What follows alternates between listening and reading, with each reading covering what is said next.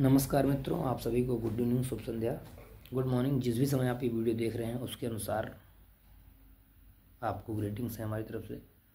और आप सभी को होलिका दहन की, होली पर्व की, होलिकोत्सव की, रंगोत्सव की बहुत बहुत शुभकामनाएं, हार्दिक बधाई। और जैसा कि आप सब लोग जानते हैं, बुराई की हार और अच्छाई की जीत, यानी बुराई पर अच्छाई की जीत का यह त्यौहार है। और इसके माध्यम से समस्त बुराइयों का हम विनाश करने का, शमन करने का, और आपसी भाईचारा, आपसी मेल मिलाप, प्रेम, सद्भाव और अच्छी वर्च्यूज़ का, यानी जो हमारे अच्छे नैतिक मूल्य हैं, समाज में सौहार्द, भाईचारा, इन सब चीज़ों को आगे बढ़ाने का, समरसता का हम प्रयास करते हैं कि हमारे समाज में ये सब चीज़ें आगे बढ़ें। और इस त्यौहार के माध्यम से हमें इस संदेश को जन जन तक पहुंचाना है कि बुराई कितनी भी बड़ी क्यों न हो, उसका अंत जरूर होता है। और इसके पीछे तमाम ऐतिहासिक और पौराणिक जो कथाएं हैं, आप सब उनसे परिचित होंगे। उसमें ज़्यादा बताने की मुझे आवश्यकता प्रतीत नहीं होती है, लेकिन जिस उद्देश्य मैं आज यह संदेश आप सब तक पहुंचाना चाह रहा हूं, वो थोड़ा इससे भिन्न है। और मैं बिल्कुल ज्ञान नहीं दूंगा कि भाई त्यौहार को कैसे मनाना है, कैसे नहीं मनाना है। आप सब बहुत ही समझदार हैं और आपको पता है त्यौहार कैसे मनाना है। जिस भी प्रकार से आपको खुशी मिले और आपके आसपास एक खुशनुमा माहौल बने, आपस में भाईचारा, सौहार्द बढ़े, उस तरह से आप त्यौहार मनाएं। गिले शिकवे मिटा के आपस में गले मिलें, एक दूसरे की गलतियों को क्षमा करें और जीवन में आगे बढ़ें। किसी चीज़ को गांठ बांध के न रखें। आपस में एक दूसरे से हम लोग कई बार छोटी छोटी चीज़ों को लेकर बैर भाव रखते हैं, एक दूसरे से द्वेष, ईर्ष्या रखते हैं, एक दूसरे से झगड़े कर लेते हैं और फिर एक दूसरे की शक्ल तक देखना पसंद नहीं करते। तो थोड़ा मित्रों इस पर पुनर्विचार करिए, आपस में मिलजुल के रहिए। मित्रों देखिए, जीवन में कुछ नहीं है, जीवन बहुत ही छोटी सी चीज़ है। मतलब छोटी सी एक ज़िंदगी मिली है, उसको भी लोग इस तरह की नकारात्मक चीज़ों में पढ़कर उसको भी कलहपूर्ण कर लेते हैं। यह कोई बुद्धिमानी नहीं मित्रों। आपस में मिल बांट के एक दूसरे के साथ खुशियों को बांटिए। आपसी मनमुटाव, बैर भाव कम करिए।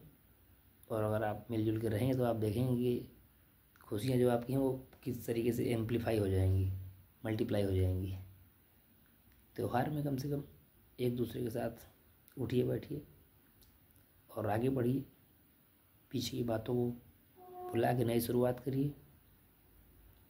मित्रों, ये बहुत ही बड़ी बात है कि हम लोग इसी को समझते नहीं हैं और छोटी छोटी चीज़ों को लेकर लंबे समय तक एक दूसरे से हम बातचीत नहीं करते हैं। और कहीं कहीं अंदर अंदर सबको रियलाइज़ होता रहता है कि हम ऐसा करके अपने आप को भी कष्ट दे रहे हैं और दूसरे को भी कष्ट दे रहे हैं, आसपास का माहौल टॉक्सिक बना रहे हैं। ये किसी भी जगह हो सकता है, ये अपने कार्य क्षेत्र में हो सकता है, अपने गांव में हो सकता है, अपने परिवार में हो सकता है, पड़ोस में हो सकता है। तो पहला संदेश तो मेरा ये है कि देखिए, अपना आपसी भाईचारा बनाए रखिए। और जितने भी छोटी छोटी बातों को लेकर अगर आपसी मनमुटाव है तो उठिए, बैठिए एक साथ में और अपने मित्रों, यार, दोस्तों जिनसे आप थोड़ा सा दूरी बनाए हुए हैं उनसे आप जाके मिलिए। थोड़ा ईगो को साइड रखिए मित्रों। देखिए, कई बार हम सोचते हैं कि जो हमारे सामने वाला है वो हमसे आगे माफ़ी मांगे, या फिर हम पहले उससे क्यों बोलें, हमें उसकी क्या ज़रूरत है। तो देखिए, हर चीज़ ज़रूरत से ही नहीं होती मित्रों। आप अपनी तरफ से एक गुड जेस्चर दिखाइए, आगे से आप जाके बोल दीजिए अगर आपको लगता है कि भाई। और हर बार ये प्रूफ करना कि मैं सही हूँ तुम गलत हो, अच्छी बात नहीं है। चीज़ों को थोड़ा साइड रख के, हाँ, दूसरे की तरफ हो सकता है आप सोच रहे हो आप गलत हैं, या फिर आप सोच रहे हो अगला गलत है, आप ही गलत हो। तो दूसरे के पॉइंट ऑफ व्यू से भी सोचने का प्रयास करिए।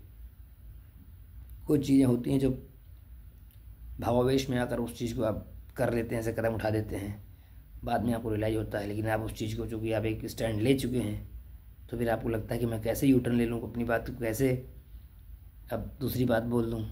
तो आप बहुत ज़्यादा अपने आप को उस तरह सोचने लगते। थोड़ा इस तरह मत सोचिए मित्रों, थोड़ा सा लाइट बनाइए माहौल को, जीवन में कुछ नहीं है।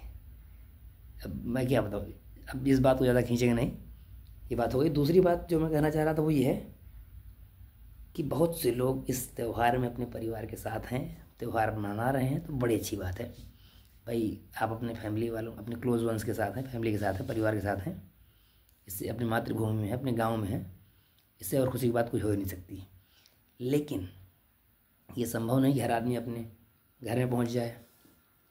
कुछ लोग हैं जो सीमा पर तैनात हैं, कुछ लोग दूर दराज के क्षेत्रों में अपनी नौकरियों के सिलसिले में हैं, कुछ लोग पढ़ाई के सिलसिले में हैं, तैयारी के सिलसिले में हैं, कुछ लोग अन्य किसी कारणवश कहीं फंसे हुए हैं, किसी मजबूरी में हैं।